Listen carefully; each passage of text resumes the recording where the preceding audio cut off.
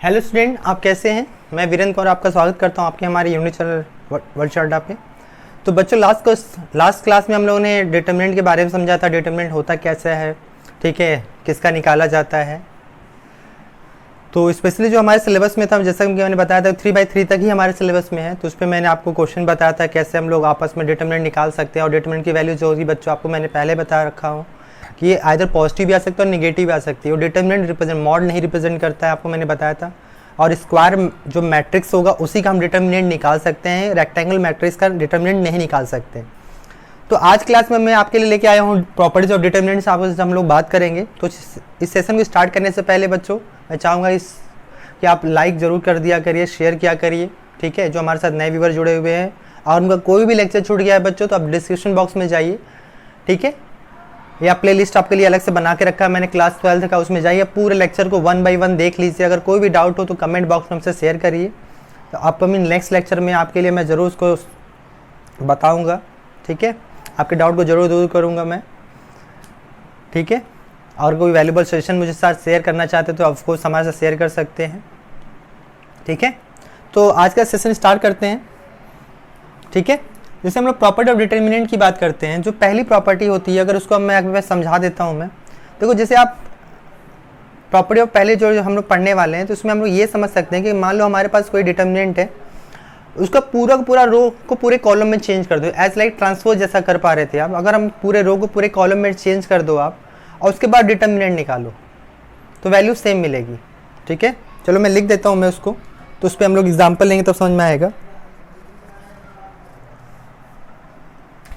The value of the determinant, मैं पहले लिख देता हूं मैं, determinants remains unchanged if its row and columns are interchanged,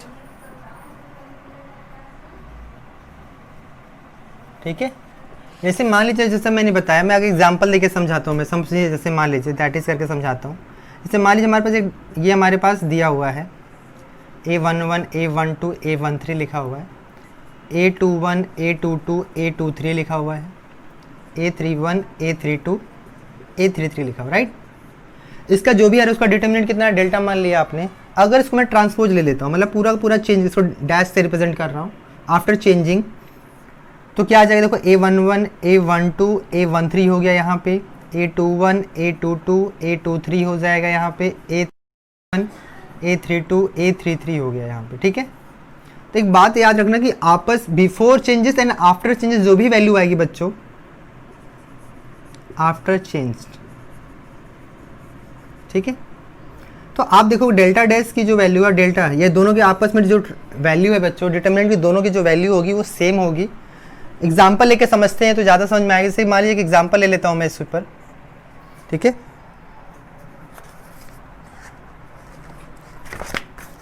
example है हमारे पास,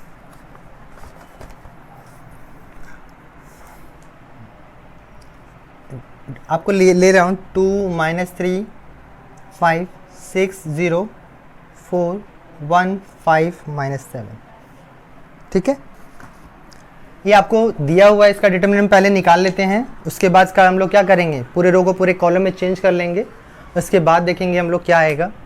तो आपको डिटर्मिनेंट निकालना मैंने समझाया था बच्चों, कैसे निकालते हैं। इस 2 को लेंगे तो इसके कॉरस्पॉन्डिंग डायरेक्ट में बात करेंगे, इसका इसके साथ मल्टीप्लाई करें, 7 का 0 से मल्टीप्लाई करेंगे, कितना आ जाएगा, 0 आ जाएगा। और इसका इसके साथ मल्टीप्लाई करेंगे तो 5 4 जा कितना आ जाएगा, 20, ठीक है। यहाँ माइनस आ जाएगा, -3 होगा यहाँ पे। फिर इसका इसके साथ मल्टीप्लाई करेंगे, कितना आएगा, 7 6 जा 42 हो जाएगा, ओके। और इसका मल्टीप्लाई हम लोग इससे करें तो आप जानते हैं यहाँ -4 आ जाएगा, देन +5, और इसके बाद फर्दर इसका इसका 6 5 जा 30 हो जाएगा, दैट विल बी 0। तो यहाँ से देखो क्या आने वाला है, -20 आएगा, इसका 2 से मल्टीप्लाई करो तो -40 आ जाएगा, ठीक है। और ये क्या आ गया है, देखो -+3 हो चुका होगा। यहाँ से देखो ये -46 हो चुका है, और यहाँ से 3 5 जा 150 हो चुका होगा।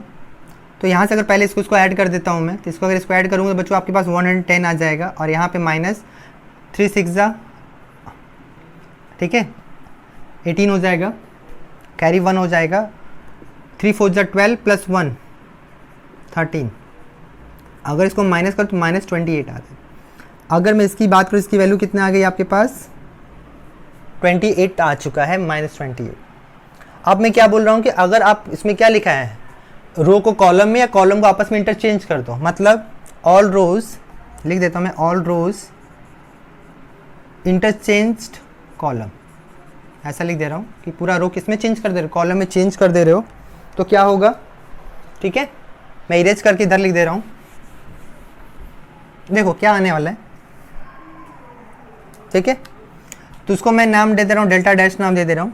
तो आपके पास आएगा 2 -3 5 6 0 4 1 5 -7 आ जाएगा, ठीक है। याद आपके पास आ गया है। अगर मैं इसका निकालता हूँ वैल्यू, देखो पहले रो के रिस्पेक्ट में अभी भी इसका इसके साथ मल्टीप्लाई करें 0 आ जाएगा, 4 5 जा 20 आ चुका होगा, -6। इसका इसके साथ मल्टीप्लाई करें माइनस माइनस प्लस हो जाएगा, 70 3 7 जा 21 हो जाएगा, इसका इसके साथ मल्टीप्लाई करें 25 हो चुका होगा। अब 1 के रिस्पेक्ट में निकालोगे आप तो 4 3 जा -12 हो चुका है बच्चों, यहाँ पे 0 आ चुका होगा। तो देखो क्या कितना आ रहा है, -40 तो यहाँ से आ गया, और यहाँ पे कितना आ रहा है देखो आप -6, यहाँ से कितना बचेगा 4 -4 आएगा, ठीक है। और यहाँ पे -12 हो चुका होगा। अब देखो अगर मैं इसको जोड़ दूँ आपस में तो आ जाएगा 62 आ जाएगा, 52 आ जाएगा। यहाँ माइनस माइनस प्लस हो चुका है, और 6 4 जा 24 होता है। अब माइनस कर तो माइनस आएगा, 12 में से 4 जाएगा 8 आ जाएगा, और यहाँ बचेगा 4 में से 2 जाएगा 2 आ जाएगा। तो आप देख रहे हो कि पूरे रो को हमने देखो यहाँ डेल्टा निकाला, यहाँ डेल्टा डैश निकाल लिया आपने, ठीक है। इसे इक्वेशन 1 कह सकते हो, और इसकी वैल्यू कह सकते हो इक्वेशन सेकंड है। फ्रॉम इक्वेशन एंड 1 2 यहाँ से कंसिडर कर सकते हो यहाँ से कि डेल्टा डैश इक्वल टू क्या आ रहा है, डेल्टा आ जा रहा है, ठीक है। तो आपको एक बात क्लियर होगी कि भाई कि आप पूरा चेंज करके निकालो, ठीक है, या बिना चेंज करके जो वैल्यू निकालोगे आप, दोनों आपस में क्या मिलने वाली, सेम मिलने वाली है, ठीक है। तो पहली प्रॉपर्टी क्लियर। अब सेकंड प्रॉपर्टी पे चलते हैं हम लोग। तो सेकंड प्रॉपर्टी क्या है उस पर भी देखेंगे हम लोग,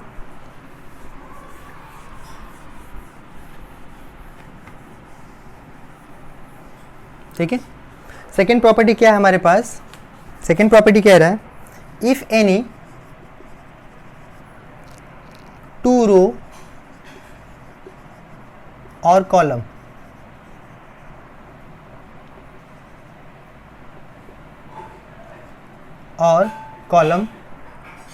of a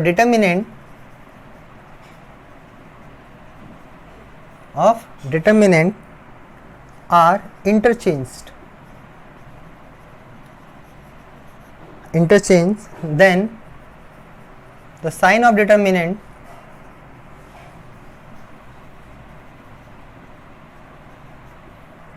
changed, ठीक है।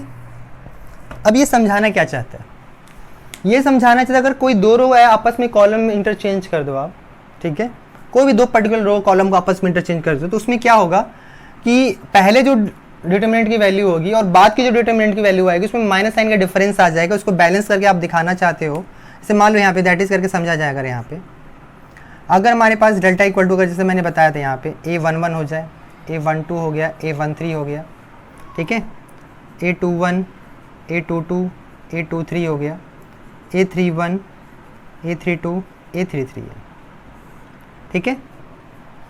अगर ऐसा कुछ है हमारे पास तो क्या करेंगे बच्चों हम लोग, तो अगर किसी दो रो या कॉलम को आपस में इंटरचेंज कर दो, जैसा मैंने मान लो यहाँ से लिखा R1 चेंजेस R2, आपस में मैंने चेंज कर दिया, तो इसके जो भी डिटरमिनेंट वैल्यू डेल्टा होगी और चेंजेस करने के बाद जो आएगा, जैसे मतलब मैंने यहाँ A12 यहाँ रख दिया, सॉरी A21 A22 A23 यहाँ लिख दिया हमने, A11 A12 A13 यहाँ पे आ गया, A31 A32 और A33 आ गया।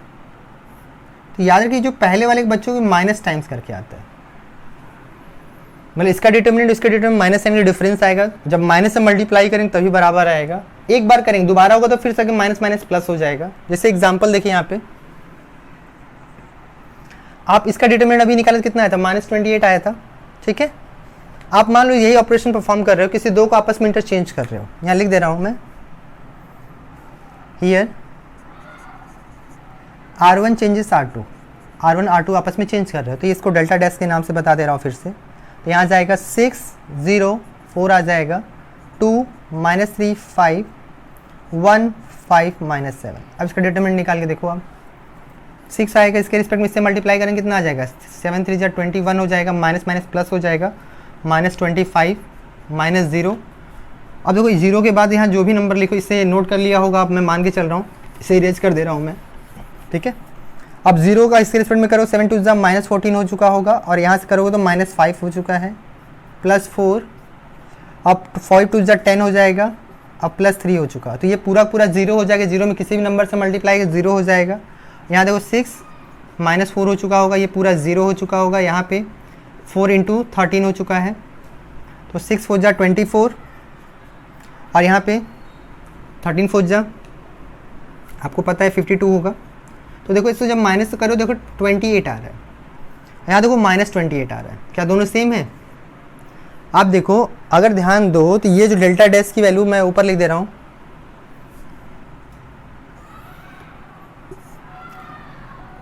ठीक है, यहाँ देखो डेल्टा डैश जो आपने निकाला है, यहाँ कितना है 28 आया। इसको हम लोग क्या लिख सकते हैं, माइनस, अब -28 लिख सकते हो आप, माइनस डेल्टा डैश लिख सकते हैं हम लोग, फ्रॉम इक्वेशन फर्स्ट से लिख सकते हैं हम लोग भाई, ये फ्रॉम इक्वेशन फर्स्ट। तो आप देख सकते हो कि इसमें इसकी वैल्यू को लाने के लिए हमने क्या करना पड़ा, माइनस टाइम्स मल्टीप्लाई करना पड़ा, यही कह रहा है ये। किसी दो को अगर आपस में इंटरचेंज करोगे तो माइनस का साइन लगाना पड़ेगा, तभी बैलेंस बराबर हो सकता है। या किसी दो कॉलम को आपस में इंटरचेंज करो तो भी ये होगा, और दो बार इंटरचेंज कर दो तो माइनस माइनस ऑब्वियस बात है प्लस हो जाएगा, वो तो समझ में आ रहा होगा आपको। अगर एक बार और इंटरचेंज कर देंगे तो प्लस हो जाएगा। ठीक है, तो सेकेंड प्रॉपर्टी थी ये हमारी सेकेंड प्रॉपर्टी थी जो आपने भी समझा है, ये सेकेंड प्रॉपर्टी था। ठीक है, थर्ड प्रॉपर्टी पे बात करते हैं अब हम लोग। ठीक है, हमारी तीसरी प्रॉपर्टी क्या कहती है, इसे इरेज कर रहा हूं मैं।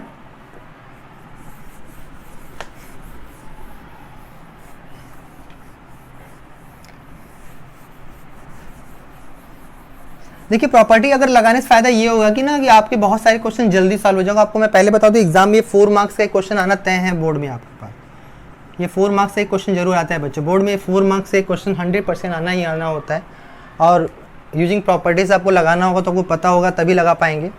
ठीक है, अब बात करते हैं थर्ड प्रॉपर्टी पे। ठीक है,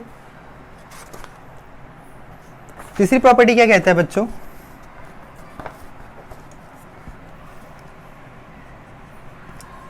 तीसरी प्रॉपर्टी ये कहता है कि अगर कोई दो रो या दो कॉलम आइडेंटिकल हो जाए तो डिटरमिनेंट की वैल्यू 0 हो जाती है।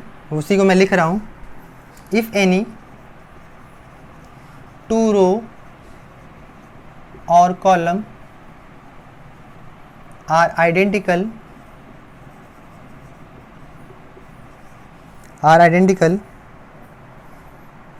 ठीक है, then the value of determinant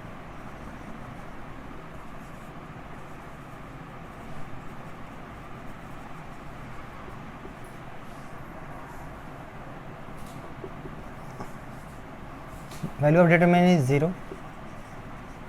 ठीक है, तो आपको याद रखना है कि अगर कोई दो रो या कॉलम आपस में क्या हो जाए, आइडेंटिकल हो जाए, सीधे आप उसकी वैल्यू बता सकते हैं 0 आएगी। ठीक है, जैसे एग्जांपल एक ले लेता हूँ मैं, इस पे एग्जांपल देखिए। इस पे अगर हमारे पास हमसे बोला गया इवेल्युएट करना है, इवेल्युएट कहा जा रहा है, और हमें दिया गया है 3 2 3 2 2 3 3 2 3। ठीक है, तो यहाँ देखो R1 जो है, R1 and R3 are identical है। ठीक है, तो यहाँ आइडेंटिकल हो गया तो बिना सॉल्व किए हम सीधे बता सकते हैं इसकी वैल्यू क्या आएगी बच्चों, 0 आ जाएगी। तो ये बात ध्यान रखिएगा कि अगर कोई दो रो या दो कॉलम अगर आपस में क्या आ जाए, सेम आ जाए, तो आप सीधे बता सकते हो उसकी वैल्यू क्या हो जाएगी, 0 हो जाएगी। R1 और R3 आर आइडेंटिकल है यहाँ पे, तो आप देख सकते हो। अगर आपको कन्फ्यूजन हो तो आप इसको एक्सपेंड करके भी देख लो आप, अगर आपको लग रहा है कुछ गलत हो रहा है तो एक बार एक्सपेंड करके भी देख सकते हो। अगर मैं एक्सपेंड करूँ कितना आएगा, 3 आ जाएगा, 2 3 जा कितना हो जाएगा, 6 हो जाएगा, 3 2 जा 6 हो रहा है, देखो यहाँ पे 2 आ जाएगा, 3 2 जा 6 एंड 3 3 जा 9 हो जाएगा। 3 के रिस्पेक्ट में लिखोगे तो 2 2 जा 4 हो जाएगा और 2 3 जा -6 हो जाएगा। तो देखो ये 0 हो जाएगा, यहाँ से -3 आ जाएगा, यहाँ पे 3 और यहाँ पे -2 आ जाएगा। 0 माइनस माइनस प्लस 6 हो जाएगा यहाँ पे और -6 आ जा रहा है। देखो ओवरऑल 0 आ जा रहा है। तो अब इतना एक्सपेंड करने की ज़रूरत ही नहीं पड़ी। अगर हमें प्रॉपर्टी पता है कि दो किसी ये वाला आपस में, ये वाला अगर आपस में बराबर है तो सॉल्व करने की ज़रूरत नहीं। यूजिंग प्रॉपर्टी हम कह सकते हैं कि भाई ये प्रॉपर्टी बगल में लिख देंगे। क्या ऐसा हम जानते हैं कि कोई दो कॉलम अगर आपस में आइडेंटिकल हो जाए डिटर्मिनेंट के तो सॉल्व करने की ज़रूरत नहीं, सीधे 0 लिख देंगे। तो ये प्रॉपर्टी नंबर हमारा 3rd हो गया। ठीक है, तो आगे बात करते हैं प्रॉपर्टी नंबर 4 पे बात करते हैं अब हम लोग। तो प्रॉपर्टी इसलिए मैं बता रहा हूँ कि आप हमारे साथ नोट करते चले। अब इस पर मैं बहुत सारे क्वेश्चन लेने वाला हूँ। मिसलेनियस में बहुत सारे क्वेश्चन दिए हैं बच्चों। ठीक है, सबको हम लोग डिस्कस करेंगे। प्रॉपर्टी में 4 कह रहा है कि अगर मैं किसी if each element of row और a column of a determinant, ठीक है, is multiplied by a constant k. अगर के से अगर मल्टीप्लाई करते हैं then its value get multiplied by k. ठीक है, इसका क्या मतलब है? इसका मतलब ये है, अगर मान लो हमारे पास कोई एक डिटर्मिनेंट दिया हुआ है a, ठीक है, 1 1 a12 a13 a21 a22 a23 a31 a32 a33 अगर आपके पास दिया हुआ है if each element of row और कॉलम।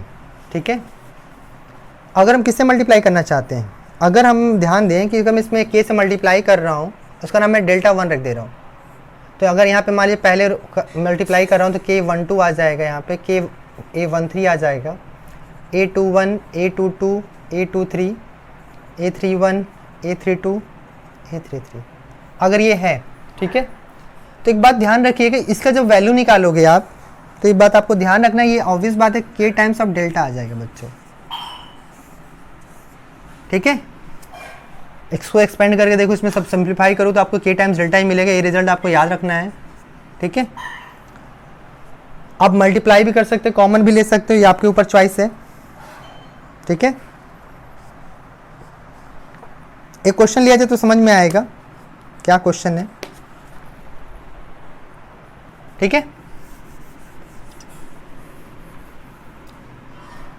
क्वेश्चन है,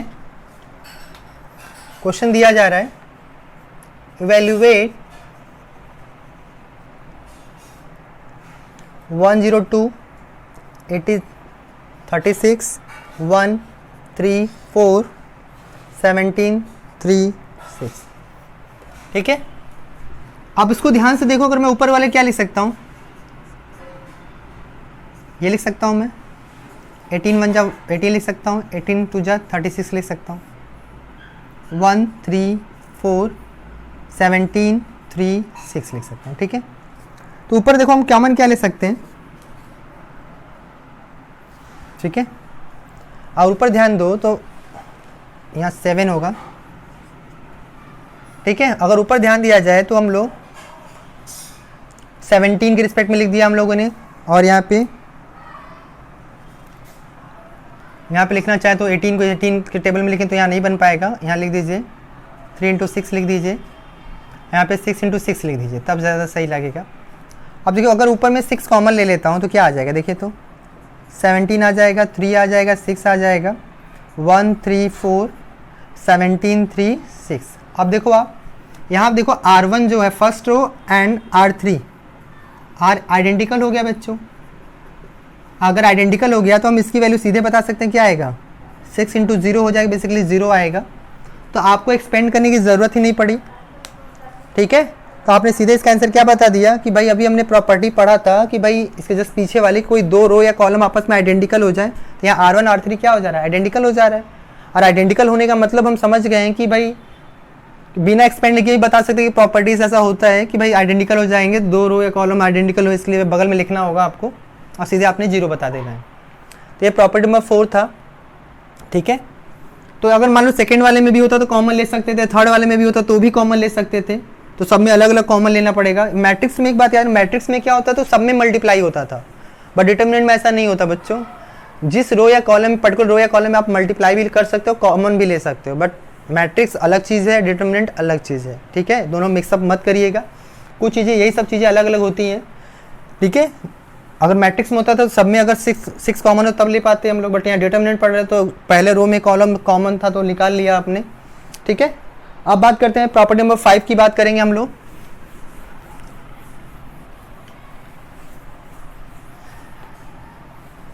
प्रॉपर्टी नंबर 5 कह रहा है बच्चों कि अगर हमारे पास कोई डिटरमिनेंट में कुछ फंक्शन लैम्डा मल्टीप्लाई करके दिया जिसे 2 पार्ट में ब्रेक कर सकते हैं हम लोग। प्रॉपर्टी नंबर 5 पहले नोट कर लेते हैं क्या है, ठीक है। अगर मान लीजिए हमारे पास, मैं डायरेक्ट लिख दे रहा हूँ इस तरह, अगर कोई नंबर अगर इस तरह मल्टीप्लाई करके लिखा हुआ है, लैम्डा टाइम्स मान लीजिए b1 लिखा हुआ है, ठीक है, या लैम्डा ऐसे लिखा हुआ है, a12 प्लस लैम्डा लिखा हुआ है, a13 प्लस लैम्डा लिखा हुआ है, यहाँ a21 a22 a23 लिखा हुआ है, a31 a32 a33 लिखा हुआ है, राइट। तो ये 6 प्रॉपर्टी में 5 क्या कहते हैं, इसको 2 पार्ट में अलग अलग ब्रेक करते हैं, या तो एक्सपेंड कर दो डायरेक्टली, या इसको 2 पार्ट में ब्रेक कर सकते हो आप, a11 a12 a13 a21 a22 a23 a31 a32 a33 लिख सकते हो आप, प्लस लैम्डा लैम्डा लैम्डा जो था पहला रो एज इट इज लिख दीजिए। ये बात आपको ध्यान रखना है बच्चों, मैं जो बताने जा रहा हूँ वो क्या है कि या तो एक रो में हो या तो कॉलम, डायगोनल नहीं होना चाहिए, याद रखिएगा। बीच में होता है उसके अकॉर्डिंग कर सकते हो, किनारे वो चलेगा, बट डायगोनल नहीं होना चाहिए। अदर रो में कोई नंबर ऐड हो या कॉलम में ऐड हो तो हम लोग 2 पार्ट में ब्रेक कर सकते हैं, डायगोनल में होगा तो नहीं कर सकते, तो ये बात ध्यान रखिएगा, ठीक है। अब चाहे तो अलग इसका डिटरमिनेंट अलग निकाल के इसका डिटरमिनेंट अलग, दोनों का अलग निकाल जोड़ के आप देख सकते हो, हमेशा बराबर ही मिलेगा। ये प्रॉपर्टी नंबर 5 है, ठीक है। इस पर क्वेश्चन ले लेता हूँ मैं, तो आपको और भी क्लियर हो जाएगा। क्वेश्चन है, show that a b c a plus 2x b plus 2y c plus 2z x y z equal to 0 हमें प्रूफ करना है, ठीक है, ठीक। तो देखो अगर हमें 0 प्रूफ करना है, इससे LHS पोर्शन पे अगर जाओगे आप तो क्या लिख सकते हो बताओ, a b c a plus 2x b plus 2y c plus 2z x y z लिखा हुआ है, ठीक है। अगर इसको इसी प्रॉपर्टी से 2 पार्ट में ब्रेक कर दूं मैं, तो a b c x y z हो जाएगा, plus a b c 2x 2y 2z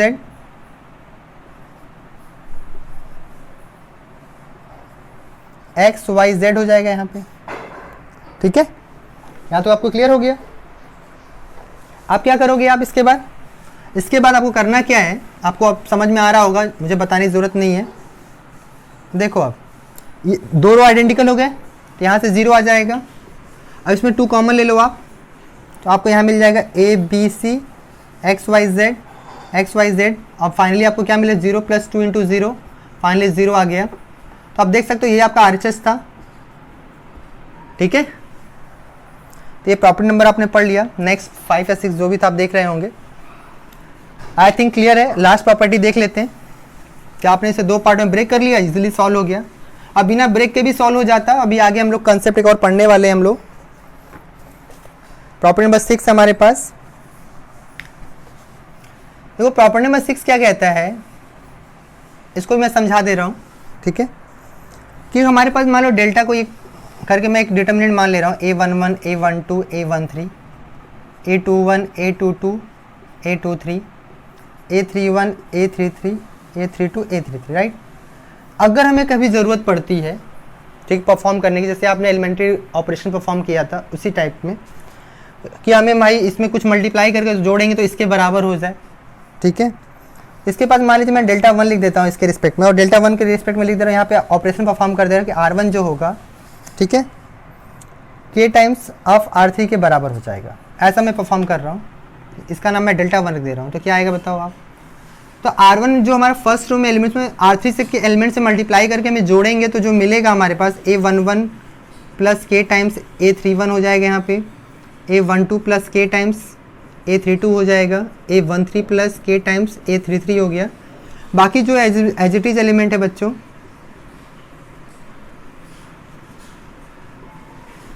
ठीक है, ये आप जब इसको सिंप्लीफाई करोगे ना दोनों की वैल्यू सेम मिलेगी, मतलब डेल्टा 1 की जो वैल्यू आएगी वो डेल्टा के बराबर आएगी, ठीक है। आप ये नहीं कह सकते अलग है ये अलग है, बस फर्क क्या पड़ेगा कि इसको जब ऑपरेशन परफॉर्म करोगे ना और सिंपलेस्ट फॉर्म में हो जाएगा, जिससे आप इजीली कैलकुलेशन कर लोगे आप, ठीक है। तो ये बात आपको ध्यान देना है, ठीक है। इस पर भी एक क्वेश्चन ले लेता हूँ कि आपको इसको भी मैं अच्छे से समझा देता हूँ, ठीक है। यही 6 प्रॉपर्टी है बच्चों जो आपको याद रखना है, बाकी और कोई प्रॉपर्टी नहीं है। और इस 6 प्रॉपर्टी पर आप याद रखिए, 4 नंबर के क्वेश्चन 100% आना ही आना एग्जाम में, ठीक है। क्वेश्चन है यहाँ पे प्रूव दैट, हमें लिखा हुआ है prove that A plus B plus C लिखा हुआ है यहाँ पे। चलिए मैं पुराना वाला क्वेश्चन पिक कर लेता हूँ मैं। ए बी सी लिखा हुआ था यहाँ पे, a प्लस 2x लिखा हुआ था, b प्लस 2y लिखा हुआ था, c प्लस 2z लिखा हुआ था, x y z लिखा था ना, इक्वल टू 0 प्रूव करना था हमें। देखो अगर इसको अभी एक्सपेंड तो कर ही रहे थे आप, बट इसका दूसरा तरीका देखो आप, ठीक है। अगर मैं इसको डेल्टा बराबर मान लेता हूँ कि भाई ये जो दिया हमारा डेल्टा बराबर है a b c, a plus 2x, b plus 2y, c plus 2z दिया हुआ था, x y z। अगर मैं R1 को चेंज कर दूं, ठीक है, R1 plus 2 times of R3 लिख देता हूं, तो क्या आ जाएगा देखो तो a b यहाँ पे आ जाएगा, a प्लस 2x हो जाएगा यहाँ पे, b प्लस 2y हो जाएगा, c प्लस 2z हो जाएगा, और यहाँ पे ऑलरेडी a प्लस 2x दिया हुआ है, b प्लस 2y दिया हुआ है, c प्लस 2z दिया हुआ है, x y z हो गया। अब देखो यहाँ पे क्या हो गया कि R1 जो है और R2 क्या हो गया, R आइडेंटिकल हो गया, ठीक है, आपस में आइडेंटिकल हो गया, ठीक। तो इसकी वैल्यू क्या हो जाएगी, 0 कह दोगे आप, और यही आपको प्रूफ करना था कि इसकी वैल्यू 0 आ गई। बच्चों आज क्लास में यहीं तक रहेगा, आपको प्रॉपर्टी बस समझना है कि नेक्स्ट क्लास में इस पर बहुत सारे क्वेश्चन मैं आपके साथ डील करूँगा, लगभग 10 क्वेश्चन तो डील करूँगा ही, जिससे आपको सारी प्रॉपर्टी को और अच्छे से समझा पाऊँ मैं आपको। उसमें हम लोग एनसीईआरटी का जो सेकंड एक्सरसाइज डिटरमिनेंट का सेकंड एक्सरसाइज उसको भी डिस्कस करेंगे, और एज वेल एज मिसलिनियस जो क्वेश्चन बहुत अच्छे अच्छे हैं जो एग्जाम में बहुत बार पूछे गए हैं उनको भी डिस्कस करेंगे आपके साथ, ठीक है। अगर समझ में आया बच्चों लाइक ज़रूर करिए, दोस्तों में ज़्यादा ज़्यादा शेयर करिए, जो बेनिफिट आप लॉकडाउन में आप उठा रहे हैं बाकी आपके दोस्त भी उठाएं, ठीक है। और कोई डाउट हो तो हमारे फेसबुक पेज वर्चुअल अड्डा बजा के पोस्ट करिए, अपने वैल्यूबल सेशन हमारे साथ शेयर करिए, ठीक है। Thank you so